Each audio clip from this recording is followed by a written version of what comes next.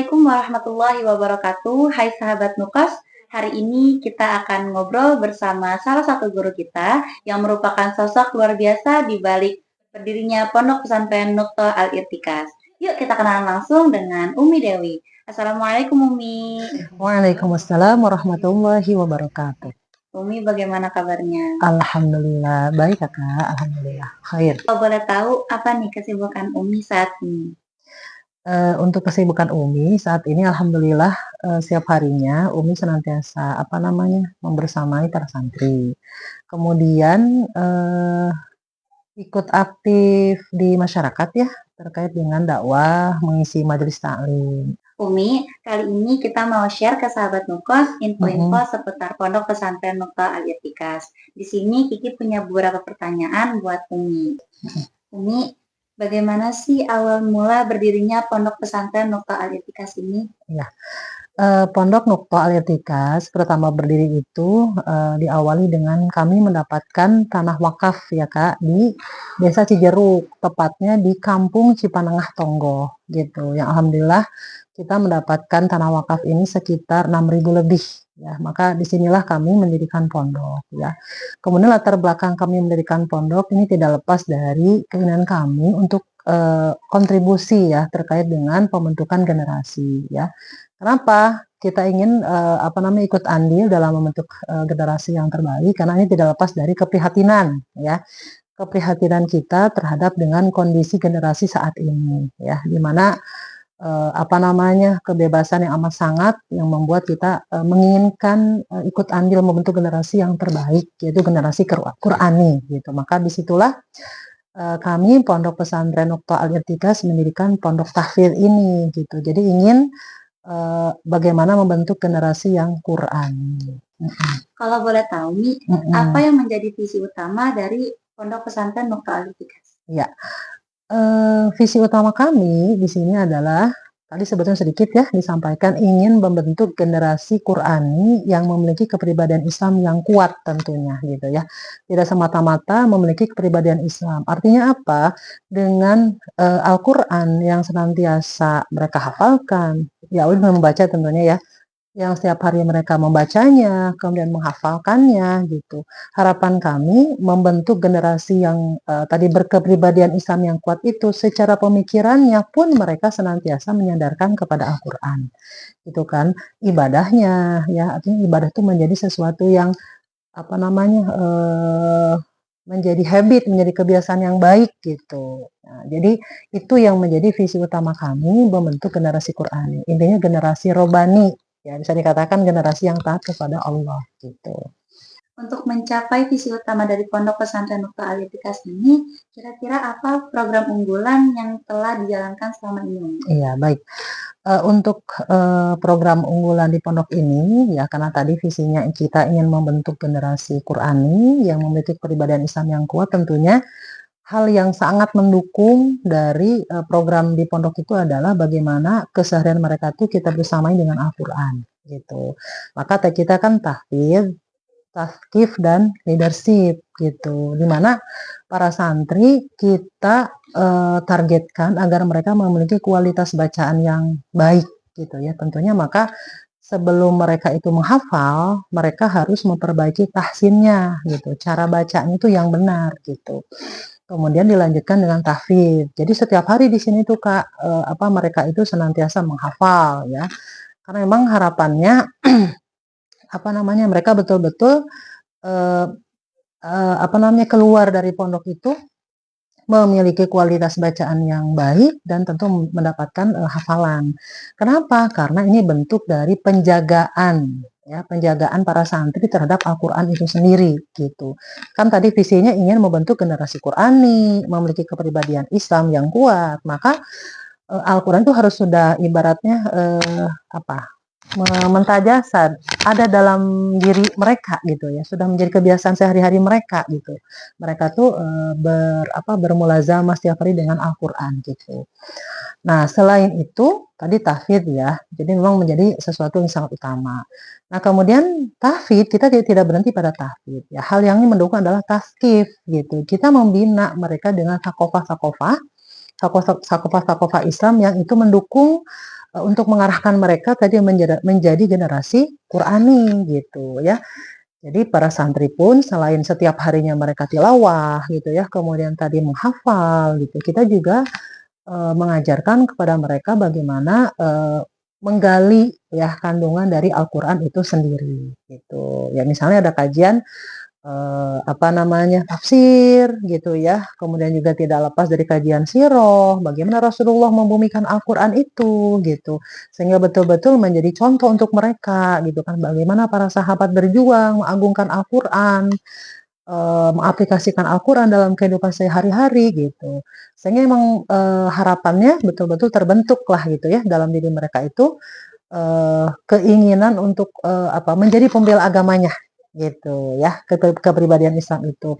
Kemudian tadi ditambah dengan leadership-nya gitu. Leadership di sini juga apa namanya, mengharapkan mereka itu juga menjadi calon-calon pemimpin gitu. Nah, maka di sini nanti mereka juga diajarkan terutama di keasramaan itu ya, mereka diajarkan untuk menjadi para pemimpin adik-adiknya berupa kisah-kisah bagian-bagian apa namanya, ada bagian misalnya keamanan, taklim gitu secara tidak langsung para santri apa namanya diajarkan untuk mereka tuh bisa memimpin ya di pondok ini gitu. Arahannya ke sana Kak gitu. Jadi sebetulnya yang apa namanya tadi yang paling utamanya gitu ya adalah di taskif kemudian di maaf tahfidz, taskif dan leadership itu. 3 poin itu yang menjadi program unggulan untuk mengarah pada tujuan ya tadi dari pendirian pondok itu. Tuh mungkin Kak. Ya, seperti yang sudah disampaikan tadi kan pondok ini mengutamakan atau memilih fokus kepada program tahfiz yang kalau boleh tahu nih, apakah pondok memiliki target hafalan Quran kepada para santri? Oh iya, untuk target sendiri insya Allah kita mentargetkan hingga 30 juz sebetulnya ya, target hafalan para santri itu gitu. Dengan tahapan-tahapan ya yang kita upayakan agar mereka sampai kepada tahapan 30 juz tersebut gitu ya. Plus tadi ya tahsinnya tentu itu menjadi target utama juga gitu. Jadi secara target tadi 30 juz, tapi memang pada faktanya di lapangan kita mengembalikan pada kemampuan setiap santri gitu. Walaupun pondok tentu membuat target ya, ini ternyata misalnya dilihat targetnya sekian, oh ternyata santri yang ini mampu gitu ya sampai 30 juz, ya ini tidak ya. Dan memang alhamdulillah gitu ya dari target yang kita harapkan 30 juz itu sudah ada beberapa santri yang merampungkan ya 30 juz. Ada yang sampai 6 tahun gitu ya, ada yang 5, 4, 3, bahkan yang terakhir itu 2 gitu, Masya Allah gitu ya. Sudah ada yang mampu merampungkan 30 juz dalam waktu 2 tahun. Ya, memang dikembalikan kepada satu kecerdasan, kemudian kedua kesungguhan gitu ya. Kesungguhan dari santri tersebut ya biasanya memang kan apa namanya godaannya ya untuk menghafal Al-Quran itu Masya Allah gitu. Jadi dari sisi target kita 30 juz, tapi tadi ya di lapangan memang akhirnya berbeda-beda tergantung dari kemampuan para santri tersebut gitu. Nah, Umi, selain di keasramaan, apakah ada kegiatan pendukung lainnya untuk membangun jiwa leadership para santri? Iya. Kegiatan yang lain untuk mendukung program ini gitu ya leadership ya sebenarnya tiga-tiganya juga sih ini apa namanya ikut terlibat gitu ya 3 poin ini yaitu kita punya program pengabdian gitu ya. Jadi para santri mengabdi di masyarakat ya. Biasanya program ini setiap bulan Ramadan gitu. Nanti kita tempatkan para santri itu di biasanya lembaga-lembaga pendidikan gitu ya. Yang di situ ada program belajar mengajar ya di lembaga tersebut gitu. Nah, para santri kita nanti menginap di sana ya, kemudian mereka mengajarkan ya di masyarakat itu atau di lembaga tersebut mengajarkan ya membaca Al-Qur'an ya, kemudian menghafal ya, termasuk kajian-kajian yang lainnya gitu. Artinya di situ santri terlibat dengan masyarakat gitu ya. Bahkan ini Kak terlibat masyarakat memang betul-betul mereka tuh juga ikut, ke acara majelis taklim gitu ya, entah itu kajian remaja di masyarakat tersebut atau bahkan kajian ibu-ibu gitu. Nah dari sini secara tidak langsung mereka mengaplikasikan apa yang sudah pernah didapatkan di pondok. Ya tahfiznya gitu kan, kemudian tahkim itu sendiri pembinaan mereka dan leadership ini membangun kepemimpinan mereka gitu. Jadi mereka, mandiri gitu ya, terjun ke masyarakat. Kan itu nanti beragam tuh setiap kelompok yang diterjunkan itu. Jadi mereka nanti bagaimana memanage kelompoknya gitu kan, bagaimana mereka mengatur untuk pengajaran di tengah-tengah masyarakat seperti itu ya. Jadi secara tidak langsung ini juga membangun apa tadi program leadership itu sendiri ya. Pun selain itu juga alhamdulillah para santri kita pun terlibat dalam kajian remaja di tengah masyarakat gitu ya. Yang di situ biasanya hadir dari berbagai sekolah juga gitu. Jadi selain ditempatkan gitu ya tadi mengabdi pun mereka ikut terlibat dalam misalnya kajian remaja bersama sekolah yang lain gitu. Bahkan mereka pernah juga apa namanya diutus lah gitu ya untuk menjadi pengisi remaja gitu. Alhamdulillah gitu. Terutama kelas 12 sih Kak ya yang alhamdulillah secara pemahaman ya sudah lebih matang gitu dibandingkan santri yang lain. Jadi itu ya. Nah, Umi, kan pondok pesantren ini sudah berdiri cukup lama ya, Umi. Nah, sejauh ini apa pengalaman paling berkesan selama Umi membimbing dan membersamai para santri? Iya. Kalau pengalaman yang paling berkesan selama ini, kan kita tuh sudah meluluskan sekitar 5 ya, 5 lulusan jadi dari tahun kan berdirinya sekitar tahun 2021 Kak, ya bulan Juli, tepatnya bulan Juli 2021 ya. Jadi udah sekarang kan 2025 ya, sudah sekitar 5 lulusan lah gitu ya. Jadi dari apa namanya, setiap lulusan santri itu kan setiap tahunnya pasti ada pengalaman ya. Tadi ya kalau ditanyakan pengalaman itu seperti apa, sesuatu yang berkesannya adalah ketika kita bisa melihat para santri itu pertama tentu dari target yang diharapkan tercapai gitu ya. Walaupun sebetulnya target dari kita bukan berarti begini, oh yang 30 juz berarti membahagiakan, yang tidak menyedihkan, tidak gitu ya. Karena kan artinya di sini semuanya ada proses ya untuk sampai pada target tersebut gitu. Kita selalu mengapresiasi setiap proses yang dilakukan oleh para santri gitu. Dan tentu yang paling berkesan ketika tadi mereka itu pun ya bisa mengaplikasikan ya apa yang memang selama ini mereka baca, mereka hafalkan. Itu kan yang sebetulnya yang paling tentunya berkesan, membahagiakan gitu ya. Terlebih dari misalnya keseharian mereka, dari sisi adabnya gitu kan, sikap mereka menunjukkan bahwa mereka adalah sosok para penghafal Al-Qur'an. Itu sebetulnya sih ya. Nah, Umi, eh, seperti yang sudah Umi sampaikan tadi, pondok ini kan berdiri di tanah wakaf ya, Mi? Iya. Berarti apakah masyarakat bisa ikut berkontribusi dalam proses pengembangan pondok ini, Mi? Iya, sebetulnya sangat bisa ya, boleh banget gitu kan.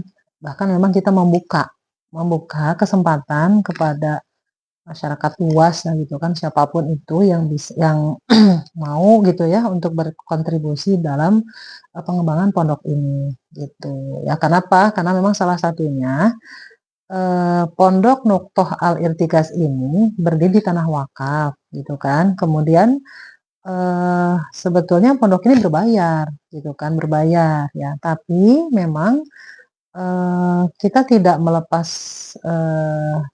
menutup kemungkinan gitu kan, misalnya ada para santri atau calon santri yang ingin mondok di sini gitu kan, kemudian terkendala dari sisi biaya gitu kan, kita berikan kesempatan mereka untuk apa namanya ikut belajar di sini gitu. Nah maka dari itu sekalipun berbayar tapi apa para santri tidak semuanya ya berbayar dan memang mampu gitu. Maka disinilah pondok membuka kesempatan gitu kan untuk masyarakat luas, ya para muhsinin yang mau ikut kontribusi untuk pengembangan pondok gitu. Seperti itu Kak. Jadi boleh banget gitu masyarakat untuk ikut ya berkontribusi di sini.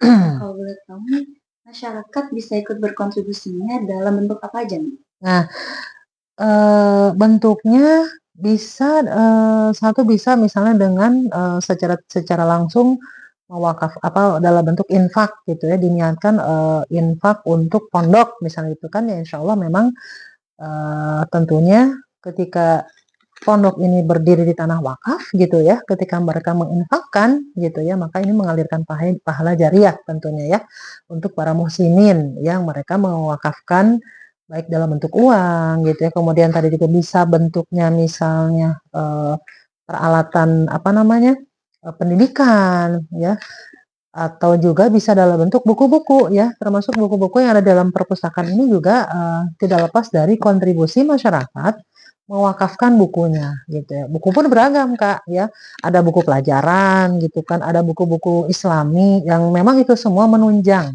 ya, menunjang para santri sehingga mereka tuh, betul-betul, apa namanya, bisa, menambah wawasan mereka semakin luas lagi gitu kan dengan adanya buku-buku tersebut gitu. Dan, bisa dalam bentuk yang lain, entah misalnya, karena dari pengalaman itu juga ada yang mewakafkan misalnya, apa, peralatan, masak gitu ya, sangat boleh dan ada gitu ya, dari warga itu juga masyarakat itu yang mewakafkan dalam bentuk peralatan masak. Atau misalnya saya ingin, atau berniat, menginfakkan ikut wakaf dalam bentuk misalnya token listrik gitu, ada yang seperti itu gitu, jadi beragam. Jadi, kita membuka kesempatan, itu lebar-lebar ya kepada siapapun yang ingin ikut, kontribusi dalam pengembangan pondok ini. Dan insya Allah gitu ya, apapun nanti yang dilakukan oleh para santri, maka tentunya mengalirkan pahala. Ya, misalnya santri menghafal ya, yang mewakafkan itu sendiri bukan penghafal Al-Qur'an gitu ya, maka pahala dari para santri yang diberikan wakaf oleh muwakif ini mengalirkan pahala untuk beliau. Begitu, Kak, gitu. Jadi pondok ini juga membuka apa ya nih? Kesempatan, Kesempatan ya nih buat masyarakat di luar tuh untuk beramal gitu. Iya, betul, heeh, berinfak dengan pahala jariah insyaallah, Nah, kita udah cukup banyak nih mengulik-ngulik informasi tentang Pondok Pesantren Al-I'tikaf ini nih. Nah, ini yang terakhir nih, eee, apa pesan Umi untuk para santri di luar sana yang sedang berjuang menghafal Al-Quran juga? Pesan ya berarti ya, kalau pesan ya berarti, ya untuk santri kita di sini plus semua santri dimanapun berada gitu ya, pesannya ya terus gitu ya mereka, semangat menuntut ilmu mereka gitu kan, sungguh-sungguh dalam belajar gitu ya. Kemudian, harapannya adalah mereka istiqomah gitu ya, istiqomah karena memang tidak mudah ya istiqomah itu gitu. Bagaimana mereka bisa, apa namanya, menjaga ketaatan kepada Allah di pondok dan di luar pondok gitu ya. Jadi memang, harapannya mereka senantiasa apa, eee semangat ya, berpegang kepada Al-Qur'an yang selama ini mereka baca, yang mereka hafalkan, karena itulah yang akan menyelamatkan mereka dunia dan akhirat mereka, gitu. Itu mungkin Kak ya, pesan dari Umi untuk, santri di Lukto ya, dan dimanapun para santri berada. Terima kasih Umi karena sudah menyempatkan waktunya untuk berbincang-bincang dalam kesempatan kali ini. Semoga apa yang Umi sampaikan menginspirasi sahabat Nukos di luar sana. Kalau kalian ingin tahu lebih banyak atau ingin menjadi bagian dari keluarga Pondok Pesantren Nukta Al-Irtikas, yuk kepoin media sosial kami di Pondok Pesantren Nukta Al-Irtikas. Jazakumullah khairan katsiran. Sampai jumpa di video selanjutnya. Wassalamualaikum warahmatullahi wabarakatuh.